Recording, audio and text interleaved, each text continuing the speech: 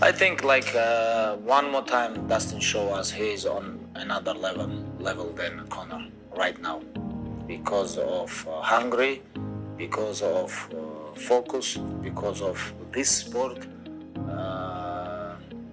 Doesn't matter, this sport don't care about who you are. This sport care about only hard work, you know.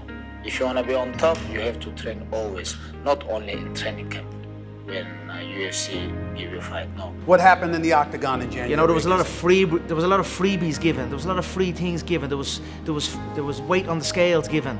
There were shots in the octagon given. There was plugs and support given. There's nothing free given this time. Everything is getting took, and that's the mindset here. Is that why you lost?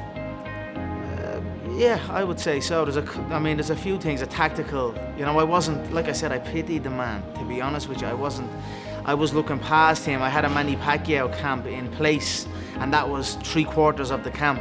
So, you know, I've dialed it back in. I've focused on the skills and the tactical errors and things like that. And here we are. You know, it's been full focus on mixed martial arts practice, and I'm ready to go. Don't forget, he also shot for the legs 20 seconds in.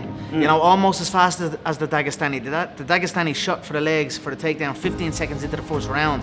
Dustin was 20 seconds. You know, they know what's what. They can say what they want. They know the danger that they face.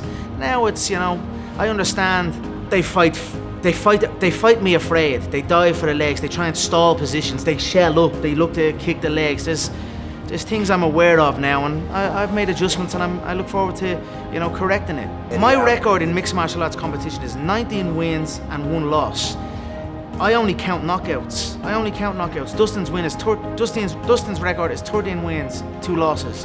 The only thing that's final in this business is a knockout. All the decisions, the taps, all that means nothing to me. I'm coming to take a man's head off, and that's it. You know what I mean? I was aiming to put a few holes in his head the last time. Now I'm going to put a few holes in his head and send it into the bleachers. Listen, I love Dustin Poirier. I'm not going to stand there and talk crap about him.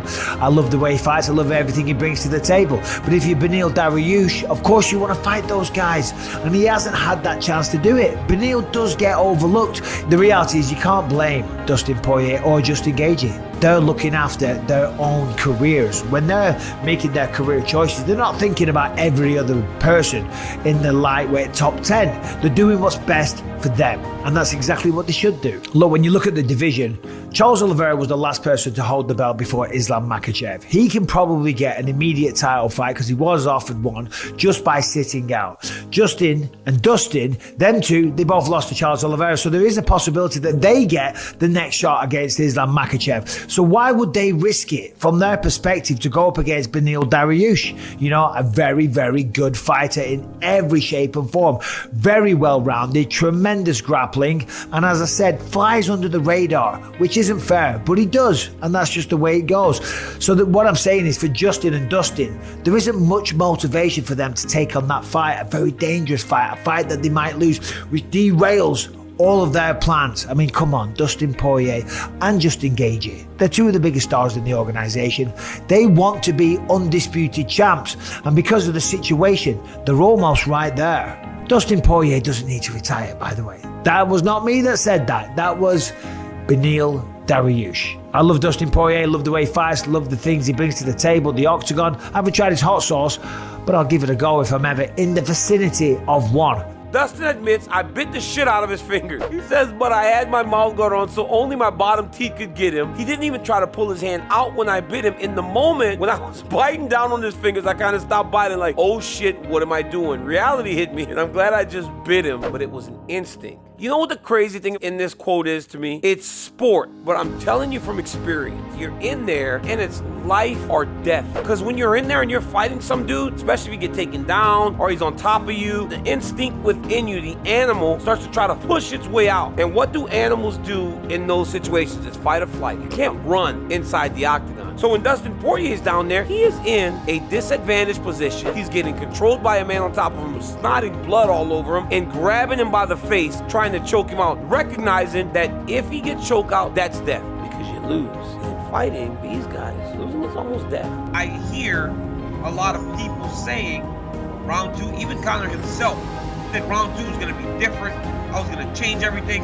I was going to do my thing, but nothing in those 5 minutes tells me that anything was going to happen differently. Dustin Poirier today is just really in his groove. Dustin's at the top of his game right now, and it showed in the octagon. He put that sprint on Conor, forced him to panic, make mistakes, make his heart rate go up, and he was able to get the finish. It was phenomenal.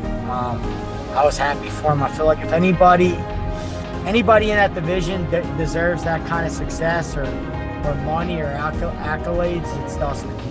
Put his time in, he's fought the best guys, and he's starting to see the fruits of his labor.